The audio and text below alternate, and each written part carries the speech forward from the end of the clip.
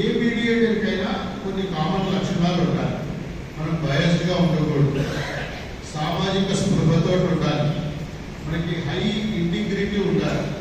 తొందరపడి మనకు ఉన్నటువంటి కొన్ని మన ఆలోచన ధోరణి పరంగా మనం మ్యాటర్ని జడ్జి చేయకూడదు. ఎంతో న్యూట్రాలిటీ మెయింటైన్ చేయాలి. వాళ్ళు చెప్పేవాళ్ళని మనం జాగ్రత్తగా వినాలి. అండ్ కొంత ఇన్కోహరెంట్గా అసందర్భంగా మాట్లాడినా దాన్ని మనం ఎలా డీవియేట్ చేయాలనే టెక్నిక్స్ నేర్చుకోవాలి.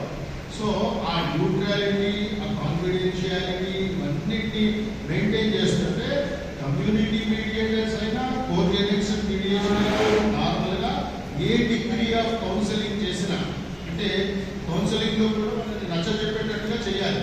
అప్పుడు మాత్రమే సో ఇలాంటి వాటన్నిటికీ కూడా కావాల్సిన మెయిన్ వ్యవహారం ఏంటి అని అంటే ఎవరు చెప్పినా న్యూట్రాలిటీ, హానెస్టీ, ఇంటిగ్రిటీ, అన్బయాస్నెస్ ఇవన్నీ. सर राजकुमार सुबेदार गारू इवांटी ट्रेड मीडिया महेश राजे साहब से 2 मिनट लोगों को एड्रेस करने के लिए जो है रिक्वेस्ट कर रहा हूँ। ये भी ट्रेड